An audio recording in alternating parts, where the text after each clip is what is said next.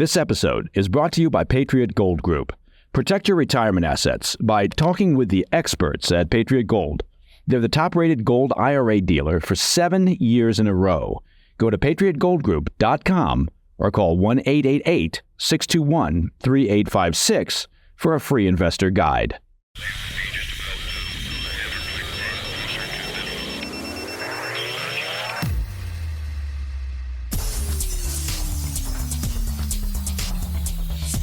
It's Friday, 21 June. Welcome to the PDB. Well, now it's the late afternoon bulletin. Apologies, but I'm currently traveling, so the PDB Afternoon Bulletin is now the early evening bulletin for today, Friday, 21 June. And that was a long, rambling preamble, wasn't it? I'm Mike Baker, your eyes and ears on the world stage. Let's get briefed. First, the White House has announced a significant revision of its policy on the use of U.S.-provided weapons in Ukraine, allowing Ukrainian forces further leeway to strike inside Russian territory. Plus, U.S. and Chinese officials hold high-level talks to solidify a growing anti-narcotics partnership.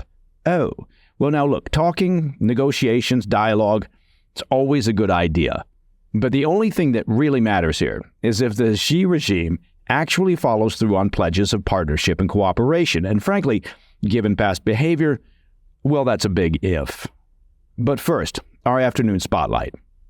In a major shift on the Biden administration's policy on Ukraine's use of American weapons, the White House has announced that it has expanded its agreement with Kyiv, allowing Ukrainian forces to strike across the Russian border wherever Russian forces are engaging in cross-border attacks. Previously, the White House had said that strikes inside Russia would only be allowed against forces carrying out the current offensive in the Kharkiv region. So National Security Advisor Jake Sullivan, he's the Doogie Howser of national security, he outlined the new policy, telling PBS News that, quote, it extends to anywhere that Russian forces are coming across the border from the Russian side to the Ukrainian side to try to take additional Ukrainian territory. He added that it's not about geography, it's about common sense. Okay, so obviously, with that being said, the White House's initial policy, where they limited the use to just the Kharkiv area, well, that wasn't based on common sense then, because that first policy, well, that was based on geography. Pentagon spokesman Major Charlie Dietz confirmed the change, saying, quote, it only makes sense to allow Ukraine to hit back against the forces that are hitting it from across the border. Okay, wait, look, I hate to repeat myself, but where was this logic train when they first issued their policy limiting the use to the Kharkiv region? The new policy is more in line with some European allies, including France and Germany. Last month, French President Emmanuel Macron and German Chancellor Olaf Scholz announced that weapons supplied from their nations can be used on any target inside Russia from which Ukraine is being attacked. The U.S. has also allowed Ukraine to use U.S.-provided air defense systems to shoot down Russian planes preparing to fire into Ukrainian airspace, regardless of the aircraft's location. Speaking of aircraft, Western-supplied F-16 fighter jets are nearing deployment in Ukraine. General Arno Stallman, the commander of the Dutch Air Force, anticipates that aircraft will be operational in Ukraine this summer. According to Dutch officials, the program faced delays due to challenges in delivery and training for pilots and ground personnel. Belgium, Denmark, the Netherlands, and Norway have committed to supplying Ukraine with approximately 80 U.S.-made F-16 fighters. Now, the new jets represent a major upgrade from Ukraine's current fleet, which consists of outdated Russian-made aircraft, and due to their advanced avionics, superior maneuverability, and versatile combat capabilities. They also have a surprising number of cup holders in them. The F-16s are equipped with cutting-edge radar systems and precision-guided munitions, enhancing both air-to-air and also air-to-ground operations. Their advanced electronic warfare systems offer better protection against enemy defenses, and of course their agility allows for more effective dogfighting and evasion tactics. Additionally, the F-16's multi-role capability means that it can perform a wider range of missions, from air superiority to ground attack, providing Ukraine with more flexibility. Like other Western-supplied weapons, Ukraine will be allowed to use the donated F-16s inside Russia, though it'll be limited to, quote, defensive purposes. All right, coming up after the break, China and the U.S. are taking a major step forward, reportedly, in efforts to rein in the fentanyl crisis, with officials holding high-level talks to solidify their anti-narcotics partnership. I'll have the details when we come back.